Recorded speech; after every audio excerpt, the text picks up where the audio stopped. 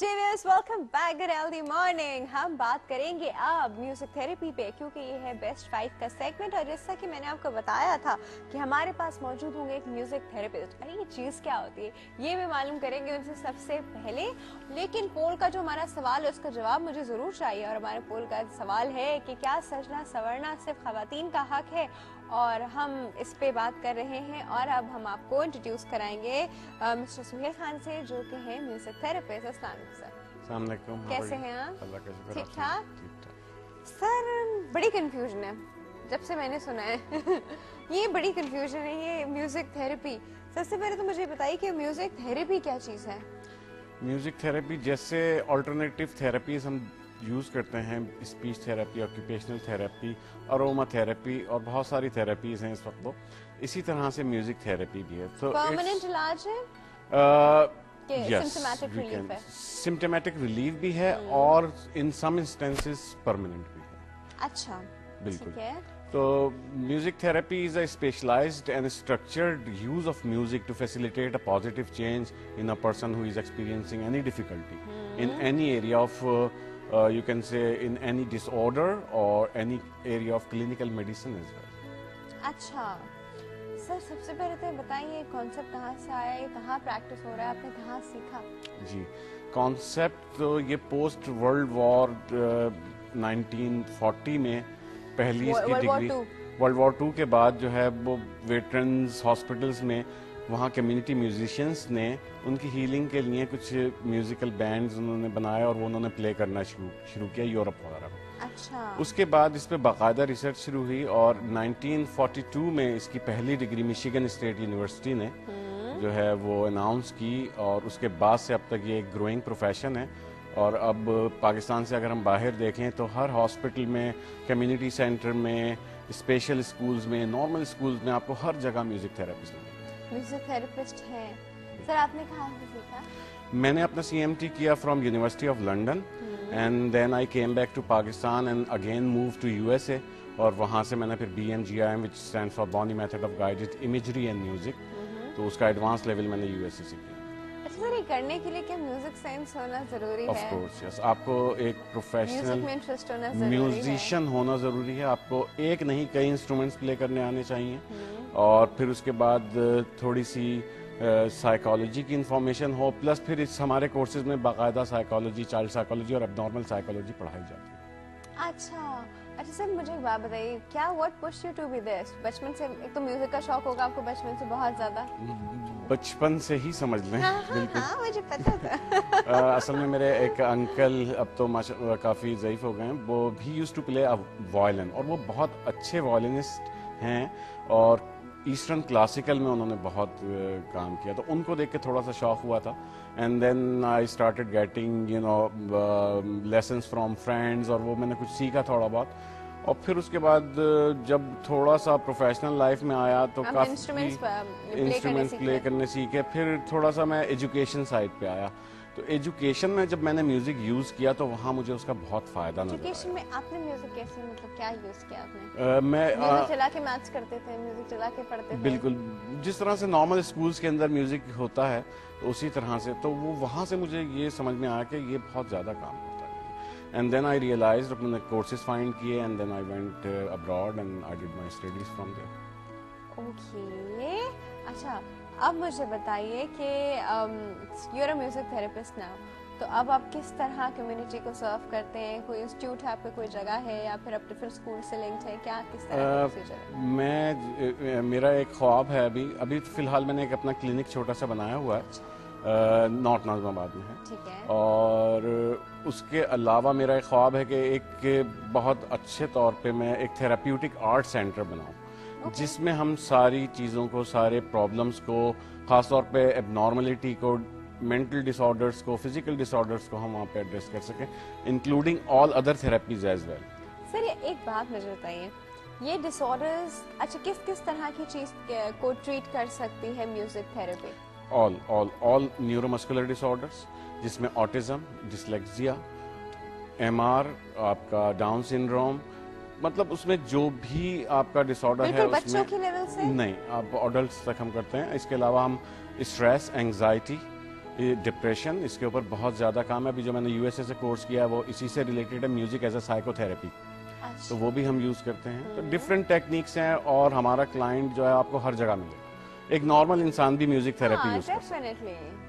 कुछ ना सही तो रिलैक्सेशन के लिए सही सही।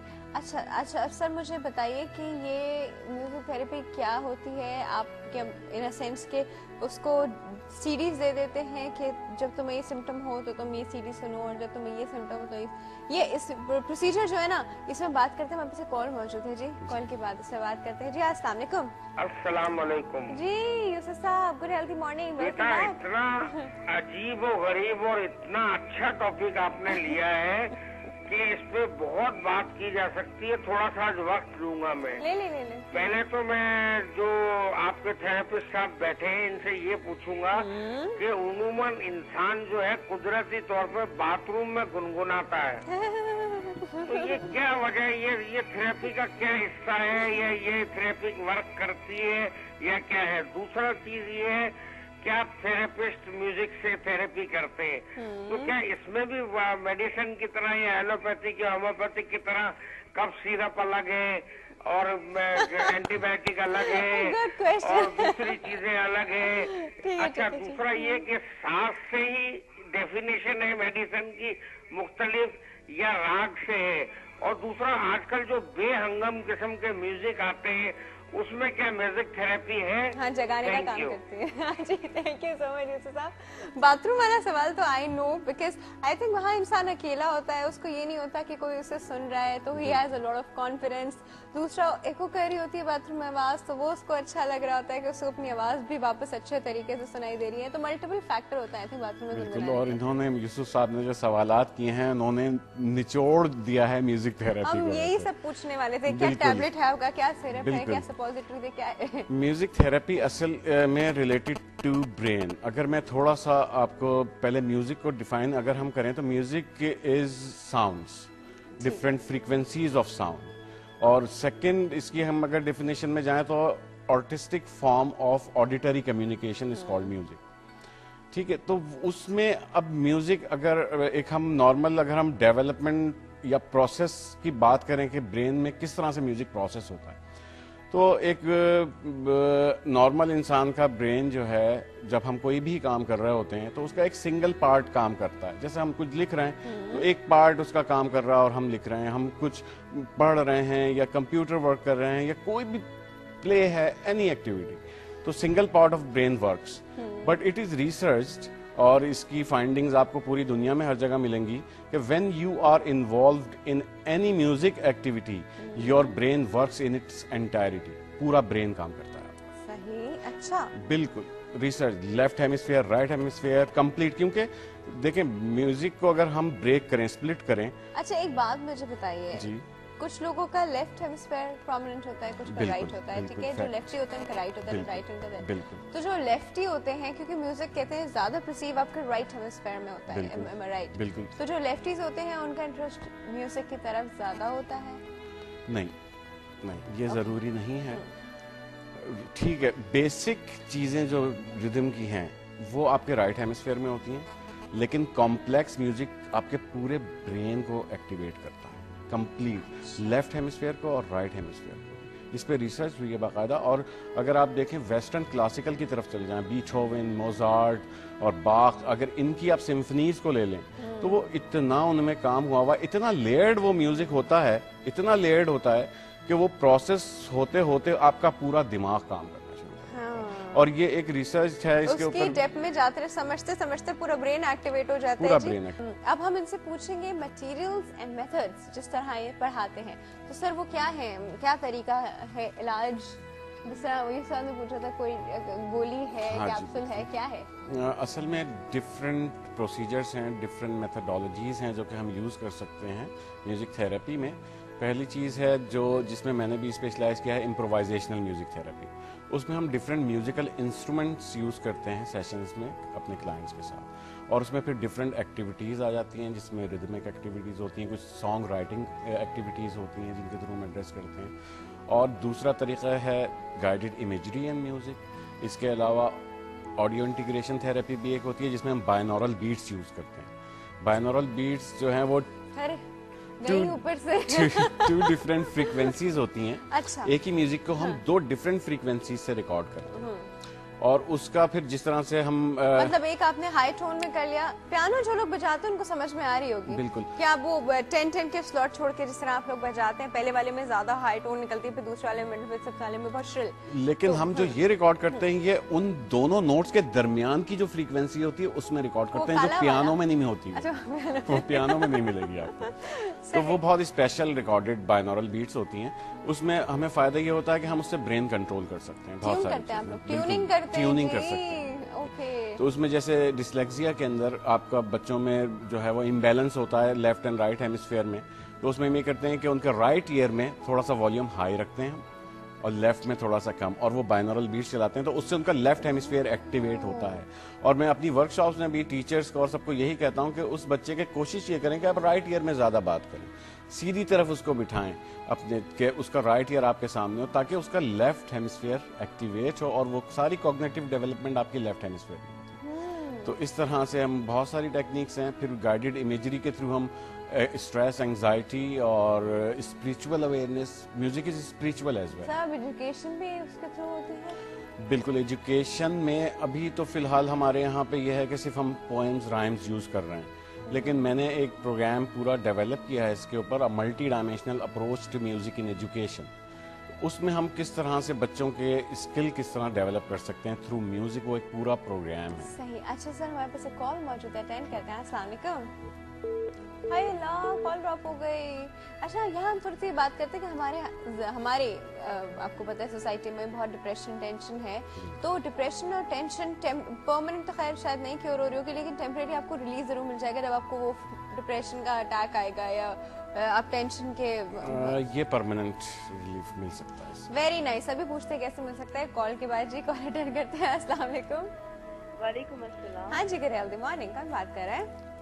मैं हिना शकील बात कर रही हूँ। जी हिना, कहाँ से? मेरा क्वेश्चन है आपके गेस्ट से प्लीज कि मैं एक वर्किंग वुमेन हूँ। जी जी हिना, बात कहाँ से कर रही हैं?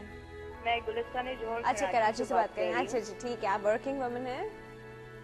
और मैं कराची से बात कर रही हूँ। मैं हाउस होल्ड भी करती हूँ, इसके अलावा आई एम वर्किंग वुमेन। और मेरा क्वेश्चन ये है, मेरा प्रॉब्लम है बल्कि ये कि मतलब मैं बिजी होती हूँ ऑल द टाइम, मॉर्निंग से लेकर नाइट तक का एक जॉब है, घर भी देख रही होती हूँ, इसके अलावा जॉब भी कर रही होती हूँ, इसके अलावा एक बच्ची भी है मेरी छोटी सी।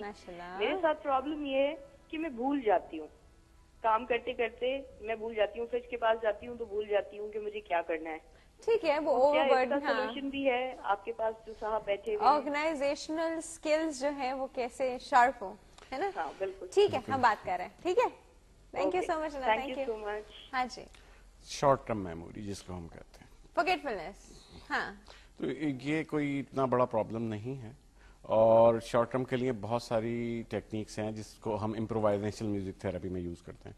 अच्छा सर, जब तक हम वो म्यूजिक लगाए तब तक तो चले ब्रेन ट्यून हो गया, म्यूजिक हटा फिर से गड़बड़ नहीं, वो आहिस्ता आहिस्ता आहिस्ता। देखिए, एक सेशन नहीं होता, इसकी एक पूरी सीरीज है और हमें और एक सिर्फ मैं ये नहीं कहता कि आप सिर्फ म्यूजिक थेरेपी से ही करें, जाहिर है उसकी एजुकेशन चल रही है, उसकी और चीजें चल रही हैं, तो एक कंबाइंड वर्क होना चाहिए जो यहाँ पाकिस्तान में नहीं है।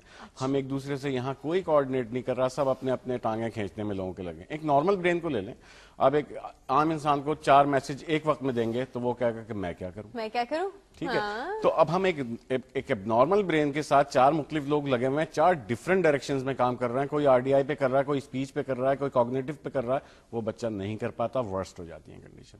तो एटलीस्ट हम मिलके अगर सब कोऑर्डिनेट करके करें, किसी एक स्किल को पहले डेवलप कर लें सब मिलके, मतलब वही बात होगी कि अगर वो चारों आदमी आपसे कहें कि जी एक गिलास पानी पिला दें, आपने जग गिलास लाके सबको पानी पिला देना, तो हम एक मैसेज अगर सबको देंगे तो हमें फायदा होगा। तो इस प्लान्स पे है काम। देखें, अपना इंस्टीट्यूट में, अपने सेंटर के अंदर मेरा यही प्लान है कि वहाँ हम ऑक्यूपेशनल थेरेपी, स्पीच थेरेपी और जितनी अदर थेरेपीज हैं उनके साथ स्पेशल एजुकेशन और ये सारी चीज़ें एक साथ हम रखें।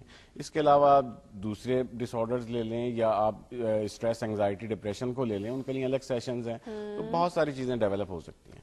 अच्छा सर, बस मुझे सिर्फ ये बताइए कि आपने कहा कि चीजें परमानेंटली क्योर हो जाती हैं।